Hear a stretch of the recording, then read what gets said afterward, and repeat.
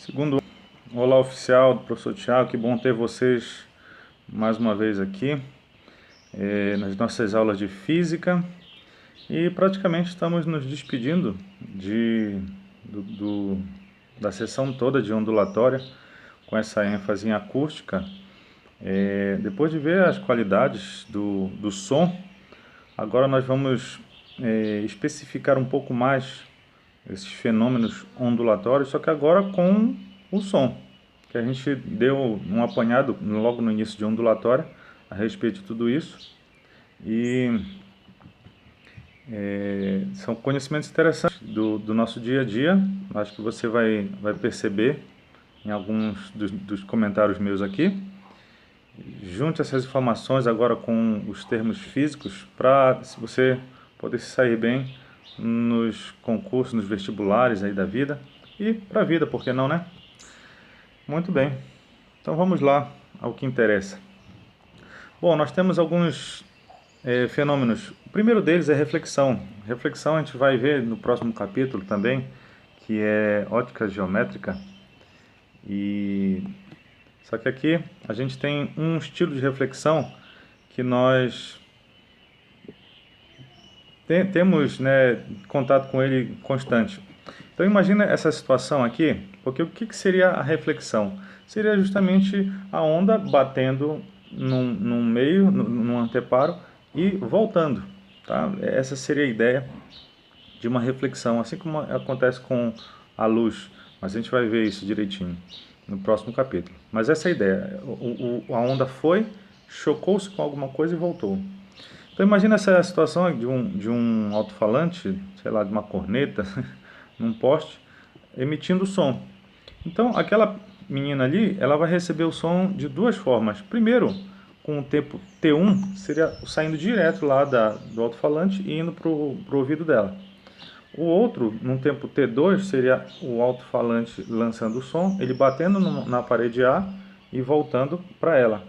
Então a gente percebe que se nós formos mexer com esses dois tempos, existe uma diferença entre esses dois. Dá para perceber que o tempo T2 vai ser maior que o tempo T1. Então esse intervalo de tempo, justamente desse tempo T2, que é a reflexão do som, vai dar uma diferença. Bom, quando essa diferença entre esses dois sons ela fica acima ou igual a 0,1 segundo, nós chamamos isso de eco. Então você fala, né? Olá, olá, olá, viu? Essa diferença entre o momento que você falou e que você escutou, o que você falou e já se escutou, ou bateu lá no anteparo e voltou, é maior que 0,1 segundos, não saiu a vírgula, né? Isso a gente chama de eco. No caso, se esse tempo ΔT for menor que 0,1 segundos, a gente chama de reverberação. Então, é bem rápido, então a gente percebe o som, tem a diferença, né? O delay, o atraso entre as duas, mas é muito pequeno, tal ponto que a gente percebe no banheiro quando está cantando, né?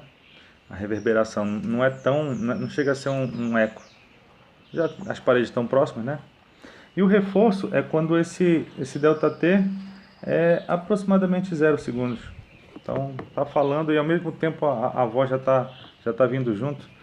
Então isso já seria um reforço, ou seja, aquilo vai ser amplificado. Também temos outro fenômeno que seria a refração.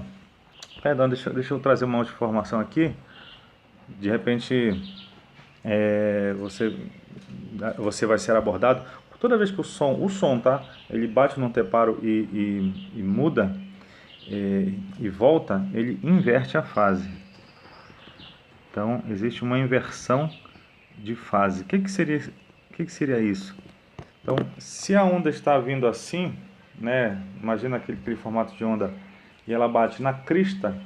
Quando ela reflete sendo um vale, tá? Essa seria a ideia, mas só para reforçar mesmo. Temos também a refração. Refração é quando o som ele muda de um meio para o outro. No caso aí da figura, ele está saindo do ar e vindo para a água. Então, quando isso acontece, normalmente, normalmente não, na refração, a velocidade da onda, ela muda. E muitas das vezes a direção dela vai mudar, nem sempre, tá? Mas a velocidade muda. O que que mantém constante?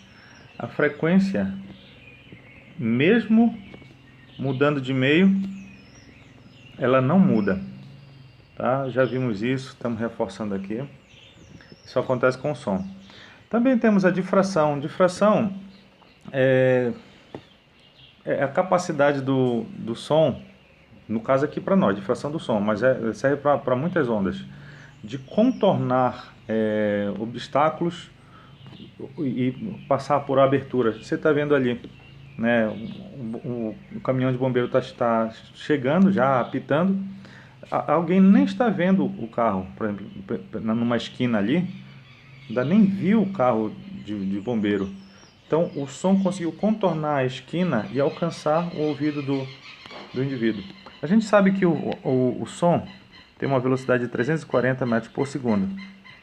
Sabemos que o limite de audição nossa vai de 20 Hz até 20 Hz, certo? Ou 20 mil Hz. E já fizemos alguns exercícios que isso aqui vai nos trazer para comprimentos de onda que vão desde 1,7 centímetros até 17 metros, certo? Então, essa aqui seria o intervalo em que a difração acontece. Desde 1,7 centímetros, né? O som consegue atravessar, e quem estiver aqui do outro lado, né, pensando que é uma fresta, quem estiver do outro lado aqui do muro com 1,7 de brecha, consegue escutar. Menos que isso, a difração não é possível acontecer. Mesma coisa, 17 metros. Além de 17 metros, tipo assim, uma rua com mais de 17 metros, a difração já é muito prejudicada. Pode acontecer o quê? De ter a reflexão do som, mas por difração, não.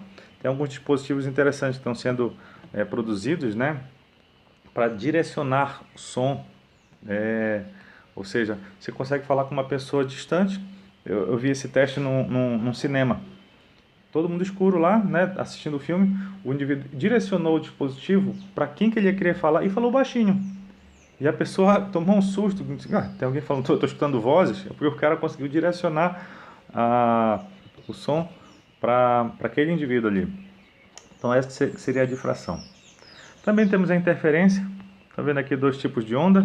Na verdade, duas ondas com a mesma frequência, dá para perceber, né? O F1 com amplitude A, F2 com a mesma amplitude. Quando as duas se juntaram, elas interferiram a tal ponto que elas se somaram. No caso aqui, beleza, se somaram, mas elas poderiam ter vindo com fases diferentes. Então, enquanto uma estava na crista, outra estaria no vale. Então, nós temos o que nós chamamos de frequência de batimento, que nada mais é do que a diferença entre o módulo da diferença, né? Porque às vezes isso pode dar negativo. Aí eu teria que mostrar para vocês algo interessante no violão, né? Eu toco violão. O som de duas cordas, quando elas estão com essa frequência de batimento diferente, ou seja, gerando uma interferência bem marcante, a gente consegue ouvir uma vibração, que tem esse caráter de interferência aí, certo? Temos mais uma informação aqui, que é a ressonância. Ressonância, que é algo interessante. Temos esse dispositivo ali na esquerda que nós chamamos de diapasão, que ele gera uma ressonância no ar, simplesmente pela vibração dele. Aquele garfinho, ele faz um movimento, né, quase imperceptível para nós de vibração, que ele acaba trazendo, somando, né, as vibrações do ar. Você está vendo ali, o que é ressonância? Aquele balanço tem uma frequência de oscilação. Então, toda vez que empurrar com a mesma frequência, aquele movimento ele vai se amplificando, certo? Sem esforço nenhum, simplesmente continuando a empurrar o balanço com a frequência de ressonância, ou no caso de oscilação, aquele movimento vai aumentando, e vai aumentando, e vai aumentando, né, até de repente perder o controle. Por exemplo, nós temos uma imagem aqui,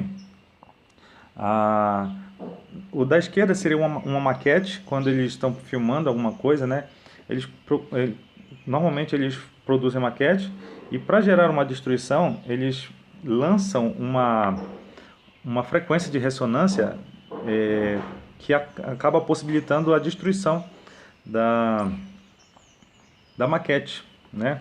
O da esquerda, da direita aí é uma foto real, sabe, de que aconteceu de uma ponte, a ponte sobre o rio Tacoma, né? Se você puder procurar, tem vários vídeos na internet dessa ponte, ela sofrendo o efeito de ressonância com o vento. Então, imagina uma estrutura de metal, concreto, asfalto, com o vento, o som do vento ressonando e ela balançando assim, balançando com os carros junto. Então, simplesmente pela ressonância, a tal ponto que ela entrou em colapso. Só por causa de vento. Hoje, né, os engenheiros têm gerado artifícios para quebrar essa ressonância. Procure, Ponte de Tacoma, interessante.